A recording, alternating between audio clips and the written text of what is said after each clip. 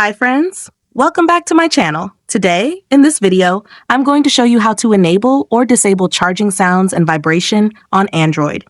Please consider subscribing to my channel and liking this video. Let's get started, guys. Step 1. First, unlock your Nothing phone. Open the Settings app to find the Home Settings menu. Step 2. Now scroll down and choose the sound and vibration option on the screen. This menu contains additional options for customizing your sound and vibration features. Step 3. Next, scroll down the menu to locate the charging sounds and vibration option. Unfortunately, this is turned off. Step 4. For the last and most important step, tap on the charging sounds and vibration option to turn it on. Do you want to turn the option off again? Then, tapping the option will turn it off by itself. If you found this tutorial helpful, don't forget to like this video and subscribe to my channel. Thanks for watching, and see you next time!